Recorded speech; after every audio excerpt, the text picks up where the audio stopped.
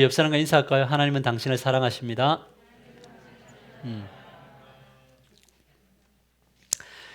이 코로나 이 소식들이 참 우리를 참 무겁게 하는 것 같습니다. 그래서 여느 때보다 아마 교회들이 모여서 지금 예배 드리면서 또 무거울 것이고, 또 온라인으로 서 있는 분들도 많은 심적인 부담이 있겠지만, 여러분 이 가운데도 하나님이 함께하고 계심을 믿으시길 바랍니다. 힘내시고 이 감정에 눌리지 말고 적극적으로 말씀 듣겠다고 하는 그 마음의 변화를 가지고 서시기를 바랍니다. 삶은 관계입니다.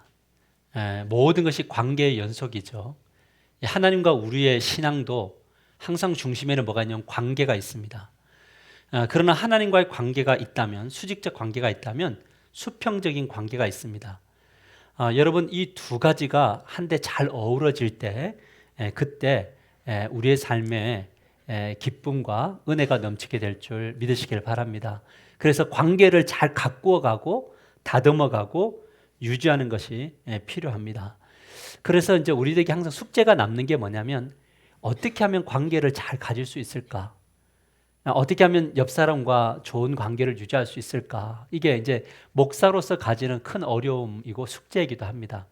왜냐하면 저는 1대 70, 1대 100으로 관계를 맺어야 되는 사람이기 때문에 이 목사에게 늘 숙제로 남는 것이 어떻게 하면 좋은 목사로 좋은 관계를 유지할 수 있을까라는 고민을 하면서 살아갑니다. 그래서 언제부터인가 저의 마음속에 자리 잡게 된 게 뭐냐면, 사람들의 말이나 어떤 맹세, 확신 이런 것에 대해서 큰 의미를 부여하지 말아야겠다라는 이런 생각이 들었습니다.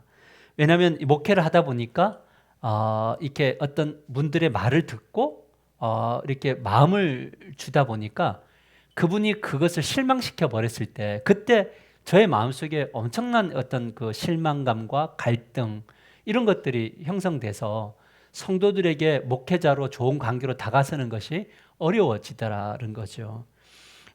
그래서 나를 포함해서 많은 분들이 마지막 이제 제가 깨달은 건 뭐냐면, 모든 사람들은 다 마지막에는 그 어떤 이들도 없고 자기만 있더라는 거예요. 그래서 어떤 선택을 할 때 끝 지점에서는 항상 나에게 위안이 되고 나에게 만족이 되고 나를 보호할 수 있는 것이 무엇일까를 생각하고 결정하더라라는 거예요. 이것을 알게 되었어요. 근데 이것은 성도만이 그런 것이 아니고 저도 그렇더라는 거예요. 그래서 저는 하나님 앞에 기도하기를, 하나님, 제가 성도들의 말에 귀를 기울이지 않겠습니다. 여러분들이 말하는 것을 아예 다 거짓말 이렇게 하는 게 아니라 그냥 저의 마음속에 그런 생각을 갖는다는 거죠. 아마도 이런 문제는 저만의 문제가 아니라 많은 분들의 문제일 것입니다. 우리가 경험하는 이야기일 거죠. 하지만 이런 과정을 통해서 제가 깨닫는 것이 무엇이냐면, 그것은 사람에 대한 이해가 좀 더 넓어졌어요. 그래서 우리가 잘 알고 있는 어떤 그 명제가 있잖아요. 사람은 믿을 존재가 아니고 사랑해야 될 존재다. 많이 들어보셨죠? 쉬워요, 어려워요? 어렵지만 가야 돼요. 알겠죠? 어렵지만 우리는 믿지 말고 사랑하면서 가는 그 길을 선택해야 된다는 겁니다. 이 노력을 통해서 하나님의 나라가 그 공동체 안에 이루어지더라라는 거죠. 우리가 사는 우리는 세상이 제공하는 기준을 따라 살아가는 사람들이 아닙니다. 우리는 하나님 나라의 백성이죠. 여러분 믿습니까? 여러분 하나님 나라의 백성이죠. 하나님 나라의 백성이 모방하고 따라가야 될 분은 한 분밖에 없어요. 그분은 바로 누구냐면 예수 그리스도밖에 없다라는 거죠. 그래서 예수님의 발자취를 따라가는 것이 바로 우리의 삶이다. 왜냐하면 이것을 위해서 우리가 구원을 받았기 때문에 그렇습니다.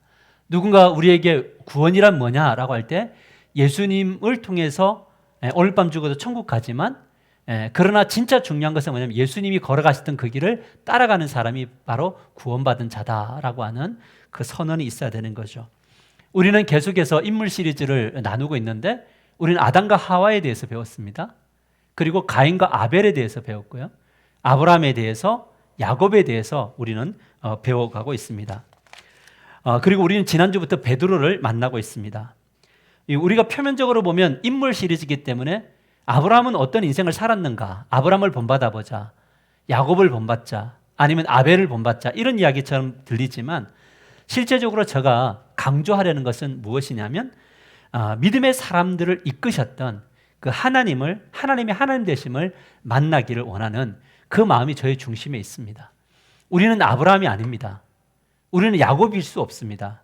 우리는 베드로일 수도 없습니다. 그런데 왜 우리는 인물을 따라 걸어갑니까? 그 사람들을 인도하셨던 하나님, 그분을 만나기 위해서 오늘 우리가 이 자리에 있음을 믿으시기를 바랍니다. 설교자로서 안에 하나님의 가족된 목사로서 간절히 바람이 있다면 우리가 살아가면서 인간에 대한 이해의 폭들이 훨씬 더 넓어지기를 원하고 하나님을 아는 지식이 풍성해지기를 원하는 겁니다. 이것밖에 없습니다. 여러분들이 인간을 이해하는 그 깊이가 깊어졌으면 좋겠습니다. 하나님이라는 이야기가 나올 때마다 그 하나님의 이야기가 우리의 내면의 깊숙한 곳으로부터 많이 흘러나오는 그것을 보면 저는 참 행복한 목사일 것 같습니다. 요즘 영성훈련 교재를 저술하면서 다양한 연구를 하게 되는데 그리고 내린 결론이 무엇이냐면 하나님을 배제하고서는 인간에 대해서 정확하게 이해할 수 없다라는 겁니다. 따라서 하나님을 배제하고 인간을 이해할 수 없습니다. 여러분 하나님을 만나셔야 인간을 이해할 수 있어요. 그래서 이 사실을 알았던 호세아는요 이렇게 말을 했습니다. 6장 1절에서 3절에 말씀합니다. 오라 우리가 여호와께로 돌아가자. 우리가 어느 곳에 있든지 간에 우리가 항상 마지막 하루를 마무리하는 그 지점에서 우리가 돌아가야 될 곳은 어디냐면 여호와예요. 여호와께서 우리를 찢으셨으나 도로 낫게 하실 것이요 우리를 치셨으나 싸매어 주실 것임이라. 여호와께서 이틀 후에 우리를 살리시며 셋째 날에 우리를 일으키시리니 우리가 그의 앞에서 살리라. 우리가 어떻게 산다고요? 그의 앞에서만 살 수 있습니다. 3절 같이 읽을까요? 시작. 그러므로 우리가 여호와를 알자. 힘써 여호와를 알자. 그의 나타나심은 새벽빛 같이 어김이 없나니 비와 같이 땅을 적시는 늦은 비와 같이 우리에게 임하시리라 하시니라. 아멘. 모든 회복이 하나님께 있습니다. 아멘입니까? 우리 개인적인 회복, 가정의 회복, 우리 공동체 회복은 하나님께 있다는 거예요. 오늘도 지난주에서 베드로 이야기를 우리가 함께 살펴보려고 합니다.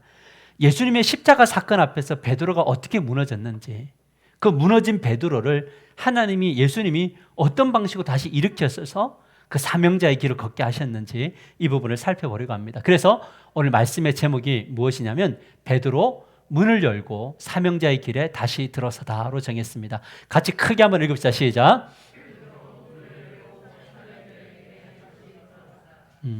우리는 지난주에 영적 갈급함이 있는 베드로의 동생을 만났습니다.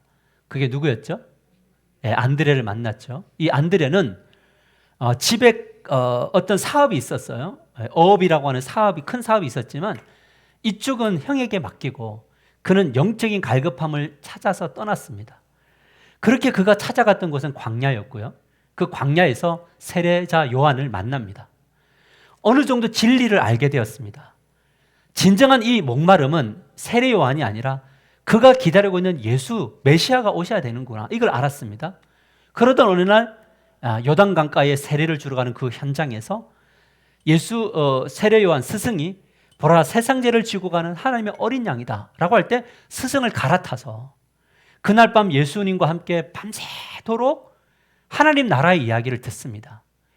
그때 그의 마음속에 찾아왔던 게 뭐냐면 그토록 궁금했던 인생의 목마름, 정말 죽을 것 같은 해결할 수 없었던 문제들이 예수님을 만나고 해결이 됩니다.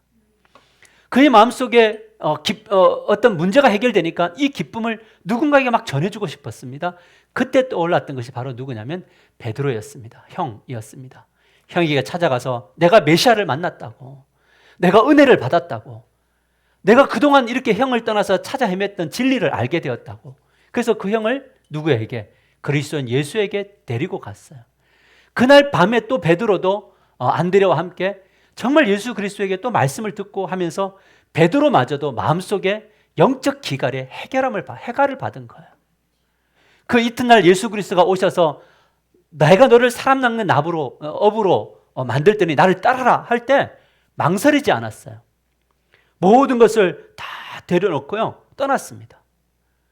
여러분 베드로는 그때부터 어디를 가든지 예수님과 함께 동행했습니다.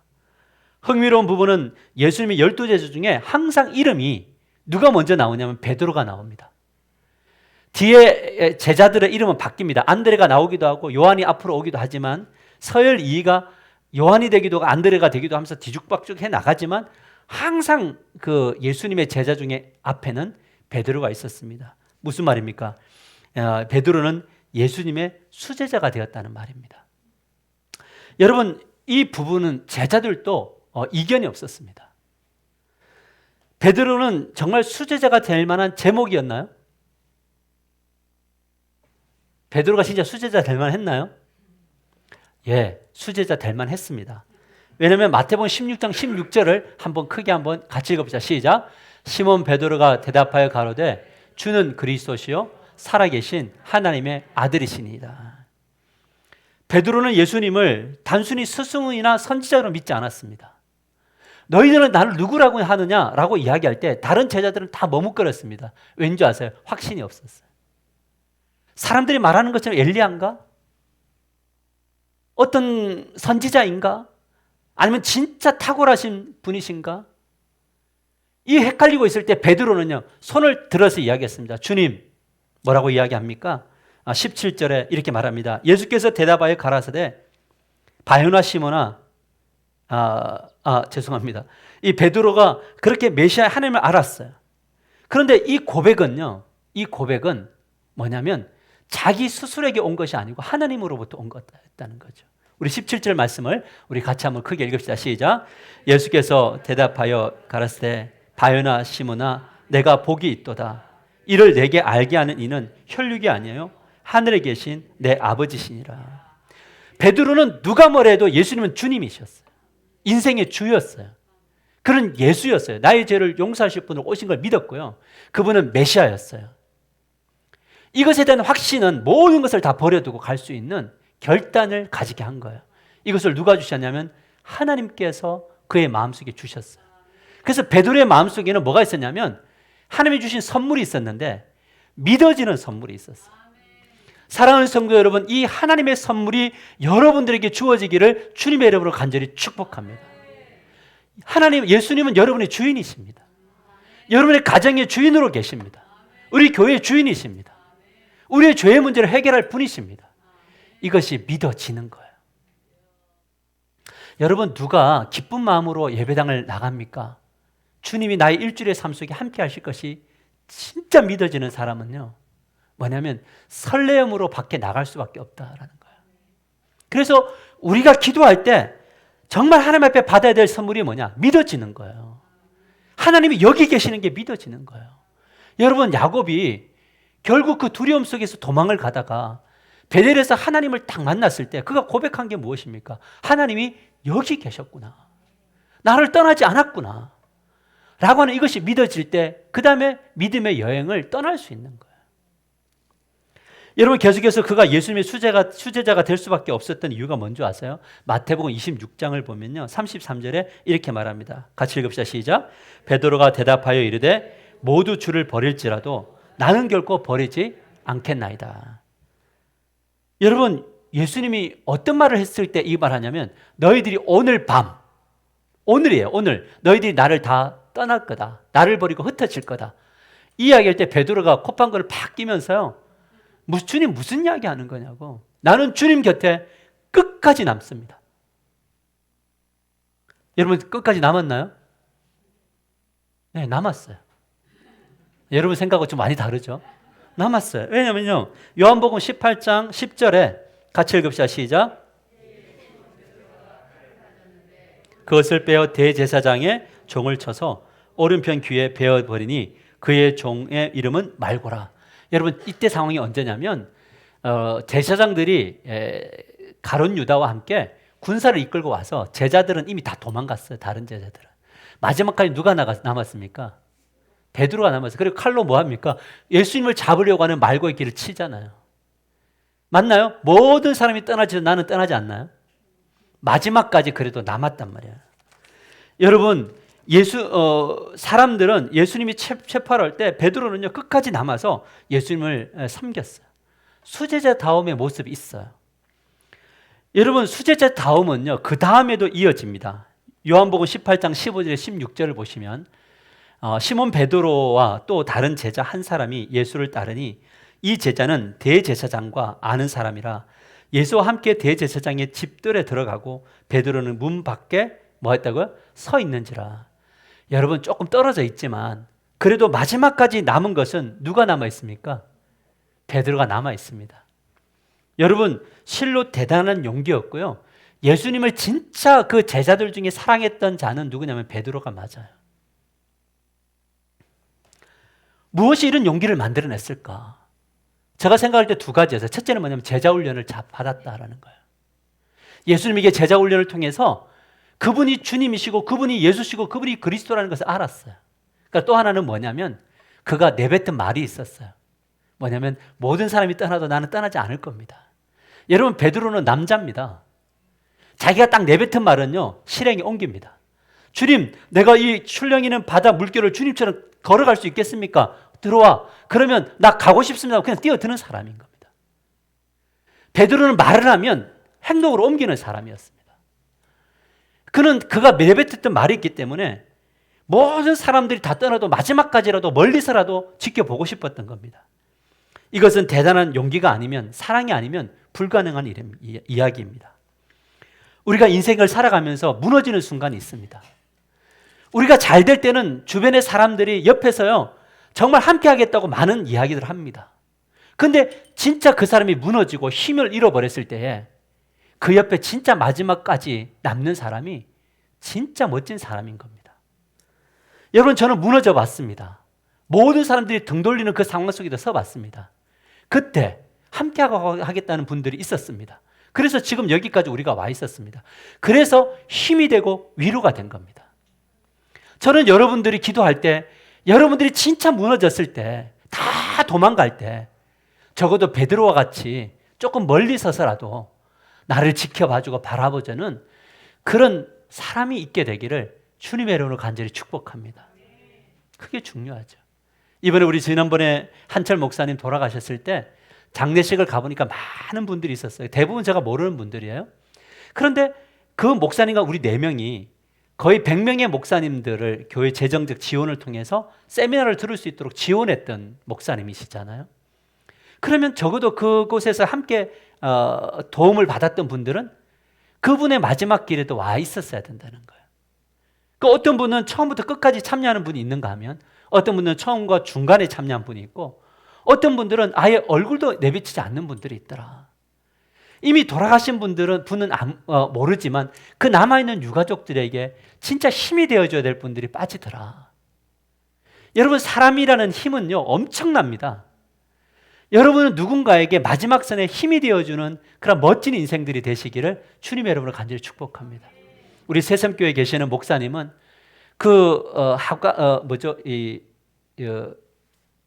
관에들 입관할 때 그 들어가서 마지막 그 친구의 얼굴을 만지면서 눈물로 기도를 하시더라고요. 여러분, 그 모습은 이미 고인이 된 분들한테 아무 영향력을 발휘하지 않지만 그 가족들에게는 아마 인생 가운데 내가 정말 힘들 때 저 목사님이 나의 남편의 그 얼굴을 만져주신 분이야. 그 분이 곁에서 함께 동력한다면요, 그 인생은 살아남을 수 있는 거거든요. 베드로는 적어도 그런 마음은 가지고 있었습니다. 하지만 거기까지였습니다. 베드로의 용기와 신의는 어느 순간에 무너졌습니다. 왜냐하면 멀리서 지켜보니까 베드로가 팔짱을 끼고 주님을 이렇게 볼 때 그에게는 믿음이 있었습니다. 어떤 믿음이 있었냐면 주님이 저 대제사장들을 물리칠 거다. 저 결박당한 것을 다 푸실 거다. 힘없이 매맞지 않으실 거다. 그런데 분위기가 이상해집니다. 예수님이 무능력해지고 예수님이 막 채찍도 맞고 사람들에게 욕을 얻어먹고 예수님이 환호성을 질렀던 그 사람들이 다 등을 돌려서 예수님께 반대하고 있고 예수님을 죽이라고 고함치고 있습니다. 이런 상황 속에서 이제 마지막 남아있던 신의와 사랑은 다 무너지게 됐다는 겁니다. 그래서 이 무너질 때 차곡차곡하게 깨지는데 요한복음 18장 17절에 이렇게 말씀하고 있습니다. 문지키는 여종이 베드로에게 말하되 너도 이 사람의 제자 중 하나가 아니냐 하니 그가 말하되 나는 아니라 라고 합니다. 여종이요 말하는데 예수님을 거부해 버립니다. 여러분 계속해서 25절 27절을 보면요, 시몬 베드로가 서서 불을 쬐더니 사람이 묻되 너도 그 제자 중 하나가 아니냐? 베드로가 부인하여 이르되 나는 아니라 하니. 두 번 부인이죠. 대제사장의 종 하나는 베드로에게 귀를 잘린 사람의 친척이라 이르되 내가 그 사람과 함께 동산에 있는 것을 내가 보지 아니하였느냐? 이에 베드로가 또 부인하니 곧 닭이 울더라. 이렇게. 베드로가 몇 번 부인했어요? 3번. 여러분, 3은 온전함이에요. 지금 베드로는 온전히 마음속으로부터 이제 주님을 내보내버리는 겁니다. 여러분, 우리는 어떤 존재입니까? 우리는 정말 연약한 존재입니다. 아브라함이 그랬어요. 야곱이 그랬습니다. 베드로와 모든 제자들이 그랬습니다. 하물며 제자들은 예수님에게 직접 제자 훈련까지 받았습니다. 그동안 제자들이 배웠던 것이 무엇입니까? 하나님 나라에 대해서 배웠습니다. 근데 그 대부분 마태복음 25장에 나와 있는 하나님의 나라는요, 주인이 타국으로 갔다가 돌아와서 셈하는 그런 이야기였습니다. 다시 말하면 예수님이 재림하신 이후에 영원한 하나님의 나라를 이야기했는 건데, 베드로는 죽음 이후에 영원한 하나님 나라가 있다는 것을 알았지만 죽음 앞에서 무너져 버렸다라는 겁니다.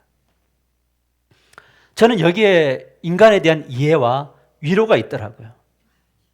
사람이란 어떤 존재냐? 다 마지막 순간에는 자기를 챙길 수밖에 없는 존재다라는 거예요.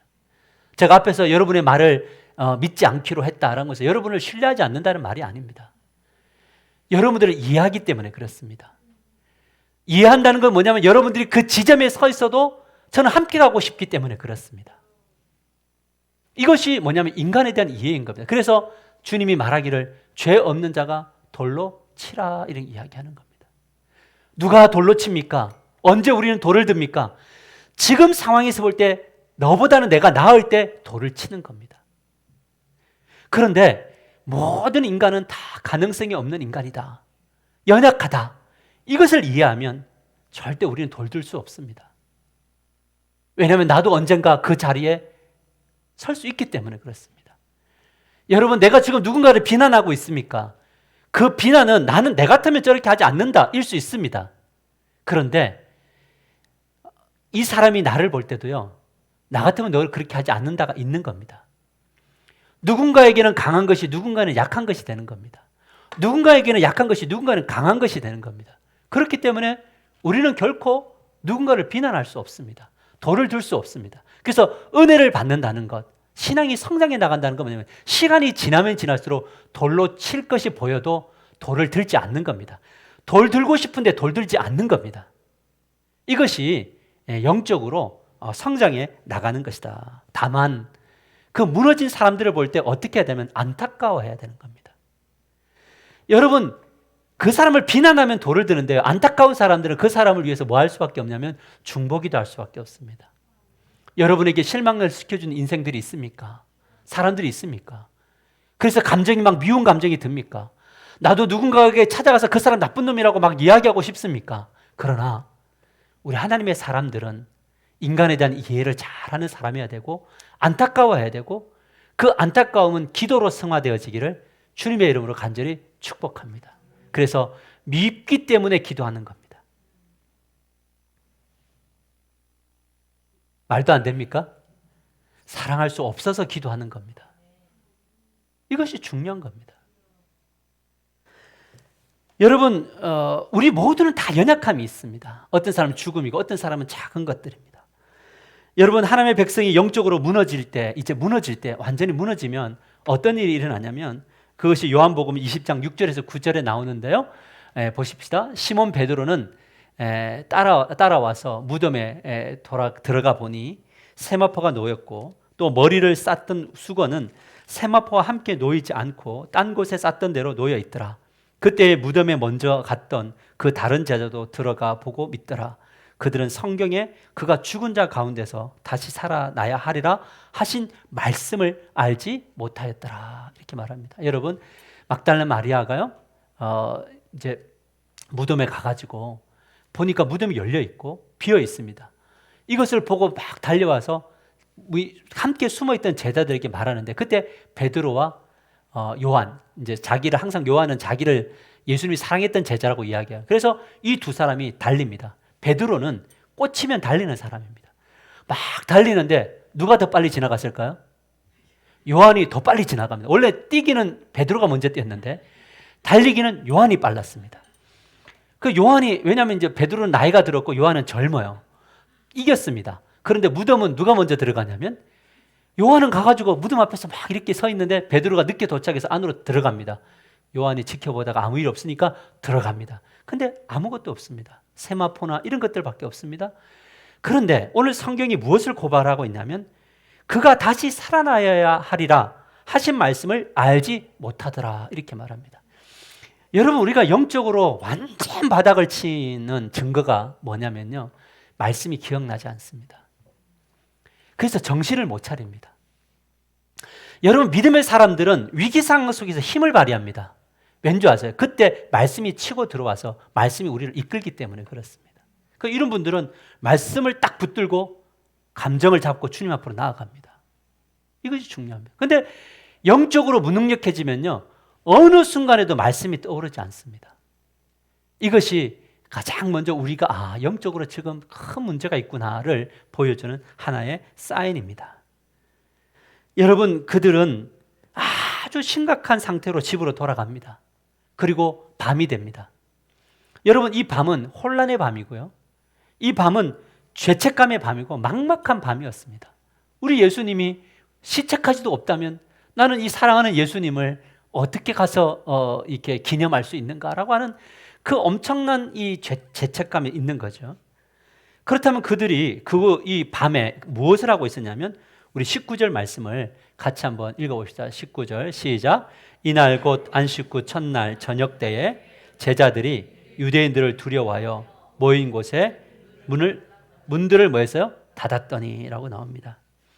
예수님이 제자들이 무서우니까 모든 문들을 다 걸어 잠굽니다. 이들이 지금 누구를 두려워하고 있냐면 유대인들을 두려워하고 있습니다. 왜냐하면 사람을 무서워합니다. 이유가 뭐냐면 그들이 그렇게 위대하게 여겼던 예수, 죽은 자들 살리고 병자를 고치시고 사람들이 잡으려고 할 때 예수님 유이 빠져나갔던 그 주님을 잡았고 죽여버린 거예요. 그러니까 이제는 그들에게서 가장 두려운 대상이 누구? 유대인이었어요. 이 유대인들 앞에서 영적인으로 무너지고 하는 예수님과 관계가 단절되고 무엇보다 하나님의 말씀이 멀어지니까 일어나는 현상이 뭐냐면 두려움의 대상이 생기게 되었다는 겁니다. 자괴감도 생기고 허무함도 생기고 막 이런 겁니다. 이때 사람들이 무엇을 했냐면 문을 닫았습니다. 저는 이것이 마음의 문을 닫았다고 생각을 합니다. 사람들은 자기가 절대적으로 의존했던 무엇인가가 딱 사라지고 관계 속에서 어려워질 때 제일 먼저 하는 게 뭔지 아세요? 문을 닫습니다. 마음의 문을 꼭 닫습니다. 근데 이 마음의 문을 누구에게만 열어주느냐 하면 비슷한 처지에 있는 사람들에게만, 공감하는 사람들에게만 문을 열어주는 겁니다. 왜냐하면 지금 제자들이 모여 있습니다. 다 주님 배반한 사람들입니다.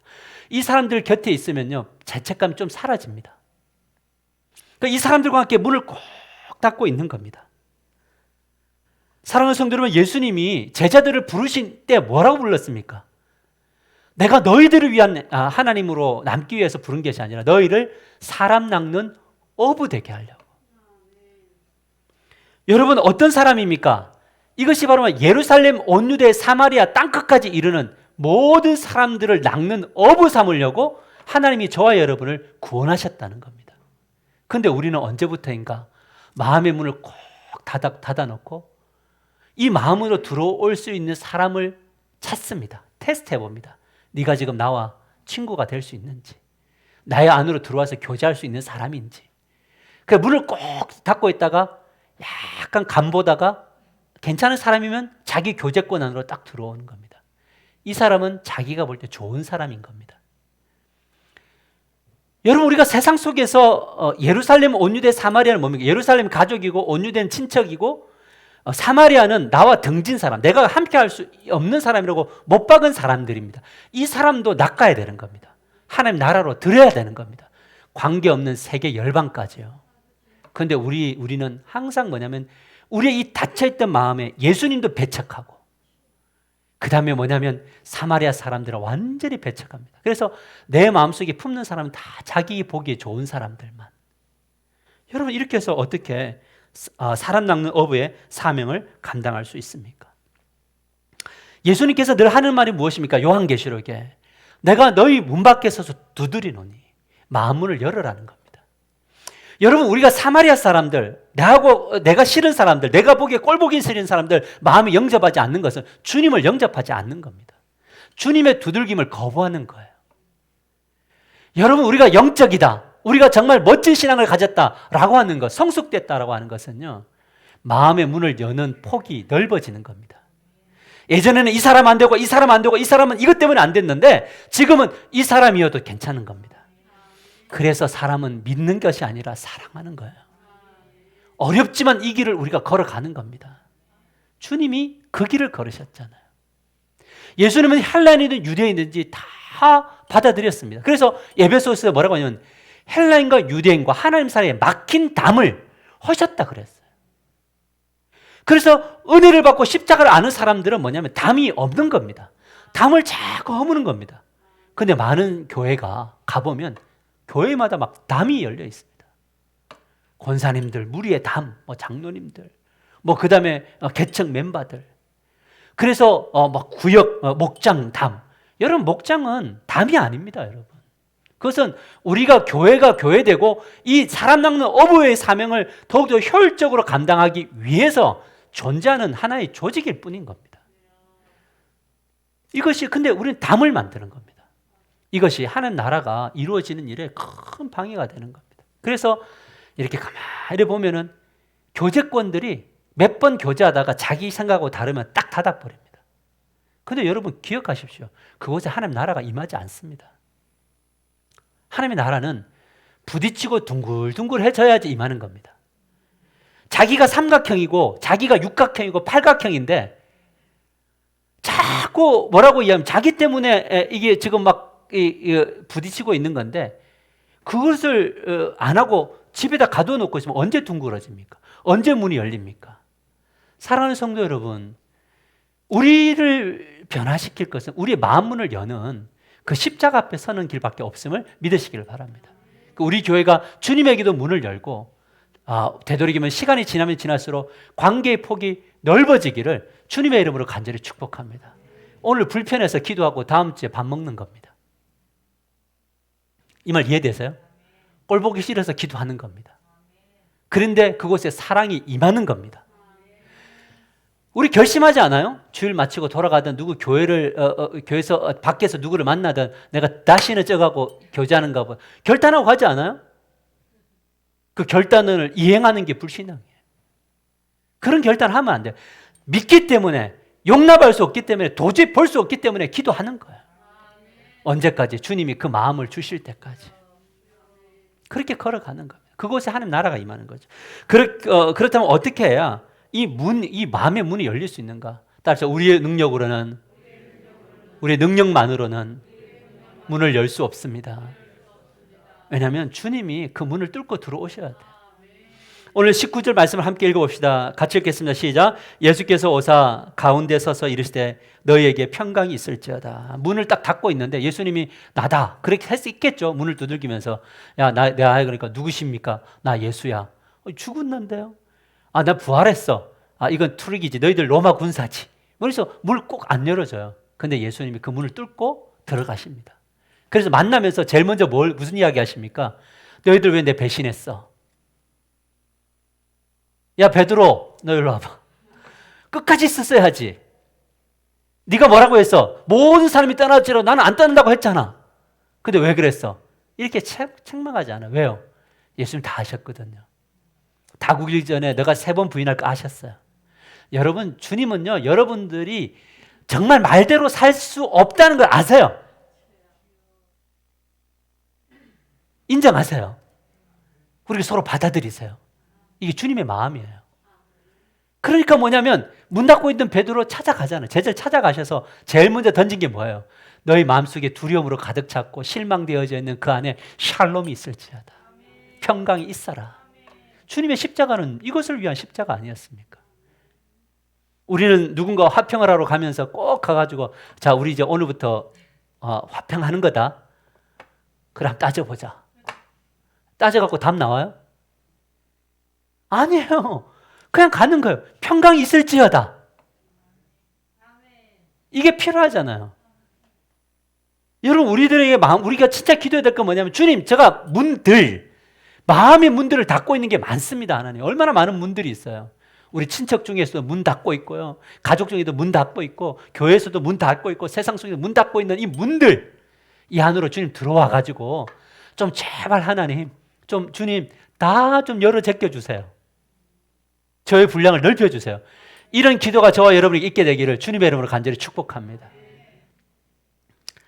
그런데 이제 들어오셔서 뭐 하냐면 주님이 이제 치유하세요. 뭐냐면 의심과 상처를 치유하세요. 20절 같이 읽겠습니다. 시작. 이 말씀을 하시고 손과 옆구리를 보이시니 제자들이 주를 보고 기뻐하더라. 여러분, 그들은 죽었는데 그 마음속에 의심이 있지 않겠어요? 그러니까 주님이 옆구리 막 손 다 내면 손가락 여기에 손 넣었다 뺐다 옆구리 손 넣었다 뺐다 다 해주세요. 무슨 말이냐면 예수님은 우리가 의심하고 상처받은 것들요, 주님 앞에 구체적으로 이야기하고 요구하면 하나님이 그것을 만지십니다. 다 만져주십니다. 그리고 그들 안에 있는 우리의 죄 때문에 오늘 선지자님이 그런 이야기했죠. 가장 나를 힘들게 하는 것은 죄더라. 그런 거예요. 죄가 들어오니까 뭐 두려움이 있잖아요. 여러분, 우리의 삶 속에 샬롬이 사라지는 거 다 죄가 들어오면요 사라지는 거예요. 근데 그 두려움이 떠나면서 20절에 뭐라고 하냐면 제자들이 주를 보고 기뻐하더라. 우리의 기쁨은 주님을 만나야 기쁨이 회복되는 거지, 다른 것 가지고 기쁨은 그건 일시적이에요. 근본된 기쁨은 주님으로부터만 오는 거예요. 여기에 승부 거셔야 돼요. 어둠이 막 물러가고 기쁨이 회복되는 것. 그러면 이제 요거로 끝나면 좋겠죠. 주님을 만나서 나는 기뻤다. 모든 교회들의 간증이 여기까지만 와요. 내가 죄를 지었는데 주님 앞에 우리에게 어둠이 왔는데 힘들어졌는데 예수님을 만나고 나서 나는 기쁨이 넘치게 되었습니다. 할렐루야. 여러분, 예수님 만나면 기쁩니다. 끝. 여러분, 기쁨은요, 제가 말하지만 이렇게 순간순간 기쁨은 그냥 노래방 가갖고 막 제껴도 괜찮아요. 기쁨이 와요. 근데 주님은 여기서 멈추지 않고 그 다음 작업으로 가요. 뭐냐면 사명을 감당하는 미션을 또 회복시켜 주세요. 여러분, 21절에 23절, 21절부터 먼저 보면 같이 읽을까요? 시작. 예수께서 또 이르시되 너희에게 평강이 있을지어다. 아버지께서 나를 보내신 것 같이 나도 너희를 보내노라 라는 거예요. 아버지가 나를 보내셔서 십자가 졌잖아. 내가 너를 위해서 십자가를 졌어. 그러니까 너희들도 이제 나를 위해서 가라고 하는 사명감. 여러분, 이 사명을 줄 때 주님이 그냥 주지 않아요. 왜? 우리는 사명 감당할 수 없다는 거 알아요. 답시다. 나는 사명을 감당할 수 없습니다. 인정하세요? 못해요. 그래서 예수님이 우리에게 뭘 주시냐면요, 제자들에게 22절 23절 보시면 이 말씀을 하시고 그들을 향하여 숨을 내쉬며 이르실 때 뭘 주셨어요? 성령 받아라 라는 거예요. 받았나요, 제자들이? 이때 제자들이 성령 받아라니까 저는 못 받습니다, 이런 제자 아무도 없었어요. 예, 주님, 성령 받습니다. 받았어요. 그러면서 하시는 말씀이 뭐냐면 너희가 누구의 죄든지 사해줄 것이요 누구의 죄든지 그대로 두면 그대로 있으리라 하시나. 이거 지금 어디서 많이 듣던 이야기 같지 않아요? 아브라함 이야기를 통해서. 내가 너에게 내가 복을 저주하는 자에게 저주를 받고 너를 복을 준 게 복을 받을 거다. 똑같은 이야기예요. 그러니까 구약과 신약이 다르지 않아요. 같은 이야기를 하는 거예요. 뭐냐면 사명자로서 복되는 인생이 되게 한다는 거예요. 근데 거기에 중요한 게 있어요. 그게 뭐냐면 성령님이에요. 제자들이 오순절날 성령을 받았습니까? 지금 여기서 성령 받았습니까? 여러분, 제자들이 오순절날 성령을 받았습니까? 여기서 성령을 받았습니까? 다시. 이거 어려운 거 1부터 어려워하시던데. 자, 22절에 이 말씀을 하시고 그들을 향하여 숨을 내쉬며 이르시되 성령을 받으라. 받았나요? 자, 그럼 다시. 오순절날 성령을 받았나요? 이때 받았나요? 이때 받았어요. 이때 받았고요. 오순절날에는 성령 충만했어요. 성령을 처음 받으니까 어떤 역사가 나타나는지 몰라요. 근데 오순절날 기도하니까 뜨거운 불처럼 혀처럼 급하고 강한 발음 같은 현상이 나타난 거예요. 그러나 120명의 성도들은 그날 동시에 성령도 받고 충만도 받았다고 볼 수 있어요. 무엇을 말하냐면 모든 사람들이 사람 낚는 어부가 되기 위해서 필요한 게 뭔지 아세요? 성령 충만이에요. 성령 충만하다는 게 뭡니까? 사람 낚는 어부의 사명이 일어나는 거예요. 무슨 신비적이고, 오케이. 그것도 사람마다 다를 수 있어요. 객관적으로 저 사람이 성령 충만하냐를 보려면 한 가지를 보면 알아요. 사람 낚는 어부적 사명을 가지고 있고 그것이 뜨겁게 일어나느냐라는 거예요. 전도해야겠다라고 하는 마음들. 이것이 성령 충만의 근거예요. 사도행전 2장으로 가보면 성령을 받은 그들이 뭐합니까? 바로 성령의 말하게 하심을 따라 복음을 선포하잖아요. 3,000명이 돌아오잖아요. 이게 성령 충만의 목적이고 이유예요. 근데 많은 사람들이 왜 성령 충만하지 않을까? 제가 말씀을 준비하면서 깨닫게 된 게 있었어요. 전도적 사명이 일어날까 봐. 이거 은혜 받았다가는 나 전도하러 다녀야 되는 거 아니야? 거기서 받아야 될 핍박이 두려워서 안 하려고 하는 거예요. 참 어리석어요. 여러분, 우리의 인생 가운데 가장 큰 기쁨이 뭡니까? 나를 통해서 누군가가 세워지는 거예요. 나를 통해서 누군가가 하나님을 만나는 거예요. 이 기쁨을 여러분들 맛보셔야 돼요. 그러면 인생의 방향과 목표, 성공의 목적이 달라져요. 이게 중요해요. 목사의 가장 큰 기쁨이 뭔지 아세요? 그 사람이 생각이 변하는 거예요. 하상훈 목사식으로 변하는 게 아니라 성경적으로 변하는 거예요. 그리고 그대로 사는 모습이 보여지는 거예요. 이런 것이 뭐냐면 성령 충만의 결과인 거예요. 여러분 어디 가서 함부로 전도 안 하고 영혼 구원 안 하고 사람 낚는 어부적 사명을 감당하지 않으면서 나는 성령 충만하다 이런 이야기 하면 안 된다라는 거죠. 여기에 우리의 겸손이 필요합니다. 너무 충격적인가요? 근데 그래도 어쩔 수 없습니다. 이게 그 이야기이기 때문에 그렇습니다. 말씀을 맺겠습니다. 오늘 말씀의 제목이 무엇입니까? 베드로 문을 열고 사명자의 길을 걸어 다시 서다입니다. 베드로는 예수님이 십자가를 향해 나아가실 때 예수님을 등지고 떠났습니다. 그런데 그리고 마음의 문을 닫았습니다. 그런데 주님이 들어오셨고요. 샬롬 주셨고요. 두려움 몰아내셨고 기쁨 주셨습니다. 저는 여러분들이 이 은혜를 체험하게 되기를 주님의 이름으로 간절히 축복합니다. 그러나 거기에 멈춰서면 안 됩니다. 여러분 코로나가 왔다. 전도의 문이 막혔다. 아닙니다. 저는 그렇게 생각하지 않습니다. 저는 오늘 말씀을 전하면서 말씀 전하는 중에 저에게 온 감동이 있습니다. 뭐냐면 마스크 많이 전도 용품 구입해야겠다. 해가지고 그냥 사랑 나눠야겠다. 길거리에서도 부스 남고 만들어야겠다. 나눠줘야겠다. 제가 어제 미얀마 선교사님하고 통화를 했습니다. 어떻게 지내시냐고. 요즘에 미얀마 소식이 잘 없잖아요. 여전히 지금 내전 초읽기에 있답니다. 그런데 더 문제는 무엇이냐면 미얀마 국민 5명 중에 3명이 코로나 환자입니다. 그 적진에 선교사님이 들어가 있습니다. 그래서 나라에서 금종령을 내렸습니다. 이미 통행 금지. 그리고 가족 중에 대표 한 명이 뭐냐면 출입증을 받아서 그 출입증을 있는 사람만 잠시 시장에 가서 사갖고 올 수 있습니다. 그것도 돈이 있는 사람만. 근데 선교사님이 그런 이야기 했습니다. 자기 힘드시죠? 했더니 선교사님이 하는 말이 뭐냐면 아닙니다 목사님. 힘이 들지만 여기 하나님 뜻이 있는 것 같습니다. 오히려 하나님 나라는 이 위기 속에서 더 확장될 것 같습니다. 그래서 무슨 말이냐라고 했더니 사람들이 물품을 구할 수가 없으니 교회에서 구호 물품을 나눠줄 때 다 교회로 와가지고 받아서 간다는 겁니다. 인간적인 관점으로 볼 때는 위기고 힘든 순간입니다만 하나님 나라의 관점에서 볼 때는 엄청난 기회인 겁니다. 저는 우리 교회가 이 위기 속에서 우리가 지금 밑에 이렇게 마스크 넣고 하고 있지만 이것이 사실은 굉장한 큰 파장을 일으키고 있다고 저는 믿습니다. 근데 이럴수록 우리가 삶의 현장에서 저런 마스크를 가지고 가고 누군가 옆 사람들에게 나눠주고 만일에 나눠줄 것이 어렵다면 좋은 것도 있습니다. 마스크 우리 소집사님이 제공해 주셔서 구사 마스크 좋은 거 있습니다. 그런 것 가져가서 우리가 함께 그냥 나눌 수 있고 물론 이것이 다 있는 겁니다만 그래도 그 마음속에 이런 사랑과 선을 통해서 한 나라가 이루어지기를 원하는 이 성령의 충만함, 움직임이 있다면 저는 이 코로나가 끝난 이후에 저희 교회는 달라질 교회가 이 부천을 책임지고 인천을 책임지는 그런 교회로 하나님이 저를 맡겨주실 것이라고 믿습니다. 우리 위축되지 말아야 됩니다.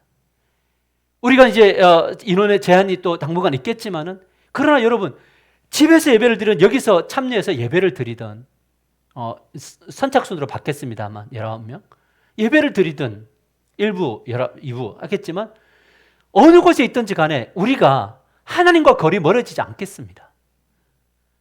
여러분 이 코로나 속에서 우리가 위축되지 마세요. 더 기도하세요. 더 엎드리고 목회자를 위해서 교회를 위해서 이 나라 민족을 위해서 더 기도하십시오. 그리고 삶의 현장에서 만나는 이들에게 늘 아름다운 복음의 삶을 전하십시오. 그것이 하나님 나라가 임하게 될 줄 믿습니다. 우리 같이 기도하십시다. 기도할 때 하나님 우리의 마음을